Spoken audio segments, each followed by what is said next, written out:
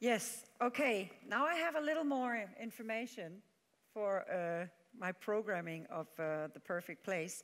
And now I think it's time for the audience to be a little more engaged. You got the papers and you need a pen. And if you haven't got a pen, ask the neighbors to use that. And what I need you to do is to, you've listened now to the experts from the sciences and from the humanities opening up this topic on learning about taste. It's now your turn to help us program. And what you need to do is I would say again, just to set you up for the answers here, there are two important areas where we need to reprogram the architecture of learning spaces for bringing more attention. A large part of the world population is disconnected to nature and knows little about where the food comes from, but is content with an industrialized and technological filter between themselves and what they eat. And you add to this a row of health problems, and we then have a genuine societal problem to solve. So we've taken two important eating situations as cases where we suggest we set in, and one is the school, we talked about schooling rooms, and one is the workplace. So when we have peers, a situation in the school where peers can teach us about appreciation of food, and we can demonstrate it by rooms and how to actually dress the rooms. What do we do at the workplace where so many of us also eat lunch, for example, in different ways? In some countries, people go out for lunch, but in the places where we have lunch at work, that's also important. We don't have peers there, or do we? How do we get to that point of understanding? So the two colors, I think, let's have the last slide. There is a slide, a green slide. No? But I can just do it here. On the green cards, the ones with green cards, you should write, I mean, we see a trend of schematic schooling, where schools are teaching with a thematic focus to, for example, movement or physical, healthy eating, or music or arts. And the food school is trying to link the teachings of these taste with biology science via the planting and growing and caring, harvesting, cooking and eating at home of the home and school produce. And we have examples of that. Paul was just mentioning there was a school in Berkeley. We also have school programs in Denmark on making food schools. But I'd like you to describe in one sentence on the green cards what you think is important or needed in the physical space to create a school place perfect for learning about taste. So that's the green cards, that's the schooling. The other program is the work lunch. We see some trends moving away from this lonely sandwich at the desk or the fast food lunch break to the corner shop, or this uniform menu at the canteen, to just going into individual choice of eating at sort of food courts, so that we are paying much more attention to the difference of likings between the people working in the same environment. There's a lot more, like you just mentioned, you know, more vegetarians, people can't take gluten, some people are lactose intolerant, and so on. There's a lot of choice involved now, and so new things has to be done in the workplace. So on the yellow cards, the ones with yellow cards, please write one sentence of what you think is important or needed in the physical space to create a workplace perfect for learning about appreciation of taste and food. And I give you 7 minutes. Paul, you're the timekeeper. Yeah, I'm the French waiter. You're the French waiter, and if you are in doubt what to do, what to write, have a chat with your neighbor. So, green cards, what's important in the physical space to create? Okay, there you go. Okay, on the other side of the card, if there is time, I'd like you to write one sentence on how did you learn how to appreciate food. Your card. So what we're going to do, we've got to jump right at it, and I'm going to start trying to illustrate or just write bullet points on what you've thought is the most important thing for the physical surroundings or the aspects of appreciating and learning about food at the workplace first. And I've asked Paul to see if he could read and comprehend your handwriting. So you'll read some of those aloud for me now. We won't get all of them, of course, because you're too many, and the time is a little scarce. So Paul, please, can you write some of the cards for us? Yes. Just read them out and read a couple so I can just start thinking what is this is mentioned. the workplace. Physical space in workplaces needs and should provide comfortable rooms, good seating, good light, quality around the meals, and a chance to let the chefs or food providers know what you think about the food. Good acoustics. I wonder where they got that idea. Peaceful environment, information on foods eaten at the food court, locally produced, farmers giving presentations and employees growing produce at work, perhaps cooking meals together at lunch. Creating an environment where people become aware that they are a body, not just a mind. This is a long one. Okay, I think it would be nice to have a variety of seating in work canteens to foster more conversation. Okay, stop, please. Stop. The first one again, please. Take the first one. You want to see the first one I just read here? It's just the whole atmosphere thing is important, right? So that was the...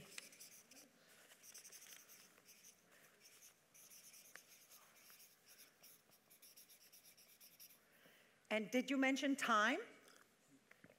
Someone mentioned time, but I didn't. It's not on the few I read, but there is one that says time. Time to eat. Time, exclamation point. Time, exclamation point. Okay. But that has nothing to do with the physical space, obviously. This is just a political thing.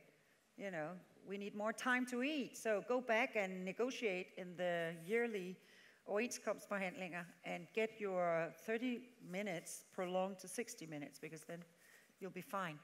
But good luck with that. More? Oh, you want more? Yes, please. Oh, okay. So here's one that says enough time to eat your lunch, the atmosphere, a good chef. Yeah, of course, the food has to be good. Rooms with daylight with intelligent designs, buffets which nudge people to healthier choices and better food experiences. Employees actually being in contact with a kitchen space, through a glass wall, or, I can't read this one. Someone from the kitchen sits with a group of diners and somehow engage in conversation while mentioning where food comes from and the preparation. The employees have to know where the food is grown and how it can be done in the most sustainable way to appreciate food. Want more?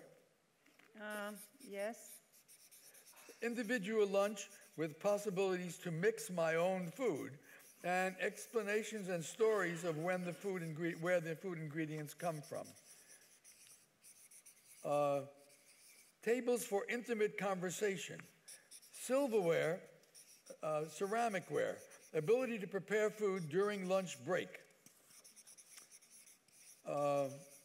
Commensal kitchen, anchored by a large commensal table and the time to use it. That's your... Again? Sorry, the last one? Didn't get that. Inviting knowledgeable people to introduce alternative foods and authenticity in the workplace. Stop. That's good, but that's a management problem, obviously. We need people the managers of the offices, to engage with that. That's also an important message, that if that's what we need to do, we need to make a movement talking about the food quality and the time and to up the whole quality of that every day at the workplace. The management has to be brought to a point where they're aware of that, so we can nudge them to do more for us. And I think that's an important message. Okay, Paul, can you just, I'll just leave that here, and I'll go to Amy, and we'll try and make a quick one on the schools. Okay. Make teachers eat together with the pupils, eating the same school meal and not lunch boxes from home.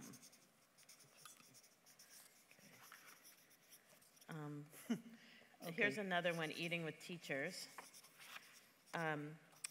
It should be playful, it should have an outdoor space, and there should be hiding points, huts, shelters, pavilions, for specific learning topics. So this is about scale. If you talk about pavilions and huts, it's about the children's bodies are smaller than ours and they are likely to cuddle up in cave-like systems. So, and they will get the intimacy. That will not break the social issue you talked about, but that would just enhance it. But that's also great. I mean, there's a certain age where people, the children, they will group, and there's a certain age where they will kiss in the corners, and we need corners for that. So huts, pavilions is a good idea. Outdoor spaces, and you said something else? I can't write that fast, but what was the other one? Huts, pavilions? Playful. Playful, yeah, got that. Get dirty, get wet, fresh air. In the lunch break? Well, it's possible. A lot of kindergartens, they have these scrape mud off boots antechamber rooms when you actually enter from the playground.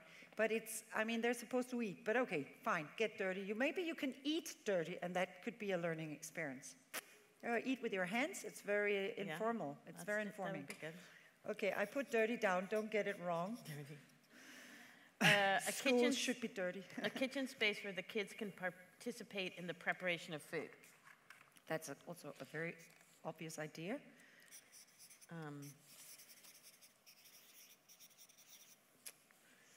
Kids are chefs. Yeah. Okay.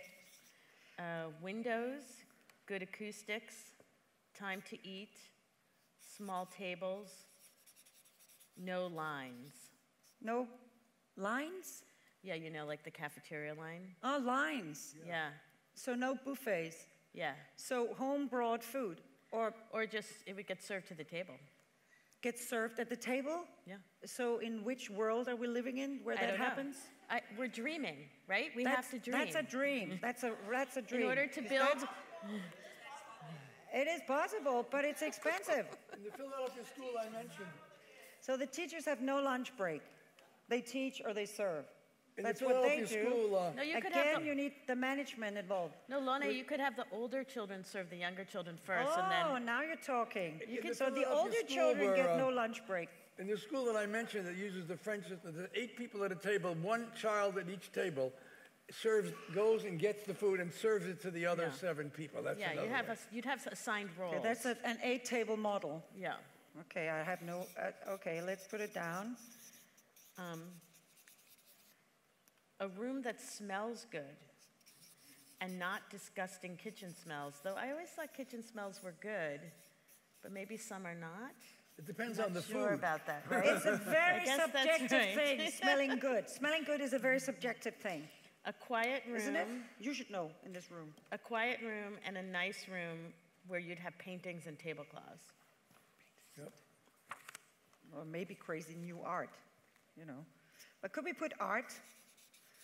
And could we put good air? I mean, good microclimate is obviously a very important thing because we cannot choke on all those fumes anyway. And we need a fresh room to appreciate what we're eating. So I put good microclimate.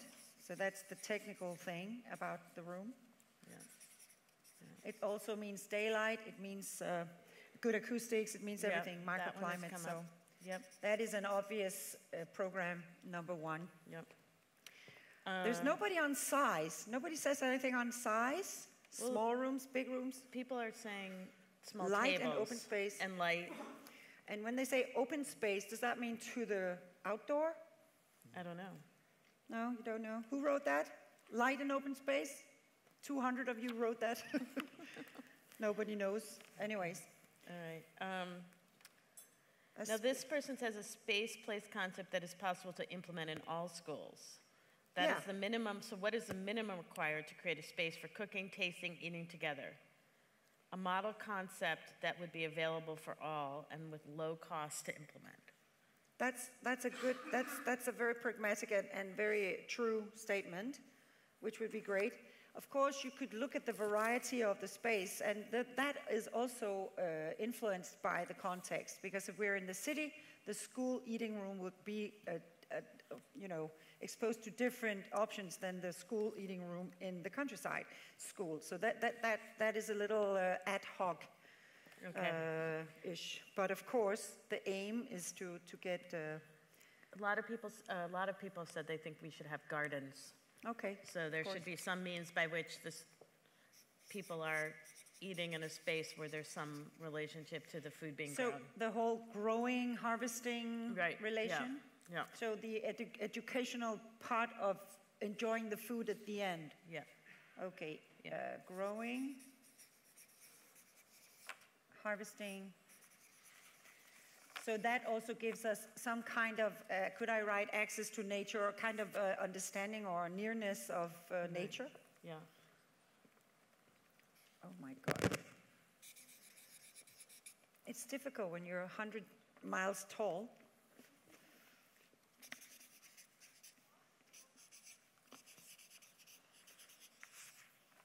Growing, harvest, preparing. Because there's the teaching aspect of that, obviously. Okay. Yeah. How's the time, Paul? You've got like about a couple of minutes to sum it up. Okay, let's do that then. We have also asked you to talk about how you learn to appreciate food. So we have, Amy, you can, or Paul, you can read out a couple just for letting that stay with you, and because that's also what we should think about when we talk about preparing the right place for the schools and the right place for the workplace. What is it really that triggers all this? Is how we learn to appreciate what are your experiences. So we have picked out three that you would read. Okay, I learned about food at home with my father. He took me with him cooking in the kitchen and told me what the different dishes contained and how he prepared them. I learned to taste in a wine harvest period in the Beaujolais district. Wow. It changed my taste and relationship to food completely. And these are three very different ones. I'm still learning how to appreciate food. I did not learn about that at home. I started to appreciate food when I started to eat in restaurants as an adult. I learned when my husband took over cooking in our house, and when I lived in France for a year in my early 20s. Yeah. I learned to appreciate food by participating in my mother's cooking. That's a classic. The school kitchen had a spice cupboard. My mother never did much beyond salt and pepper. When I moved out at age 18, I bought my own spices and got to work. Okay, before I make my finaling remarks, I just think we should give these two guys a round of applause. So thank you very much, Paul and Amy.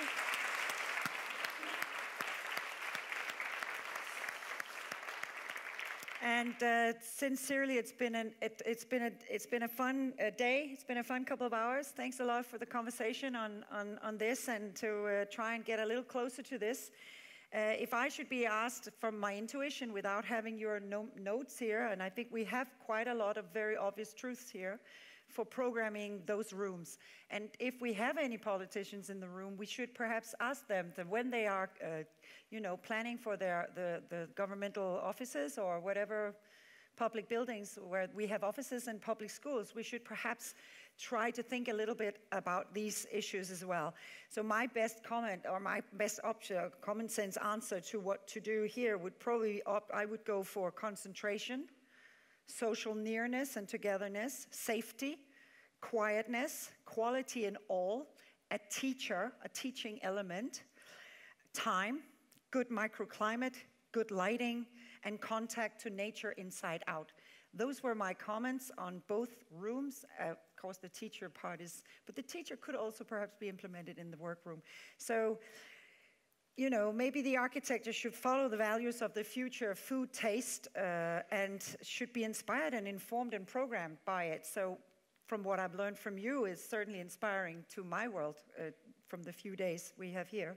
So following this logic, the building should therefore also be regional and transparent and sustainable, ecological, locally produced and foraged even, so we have the local materials in our buildings. So with these words, I just want to thank the organizers for having me, and thanks a lot. I think you've been great. It was a good day. Thanks.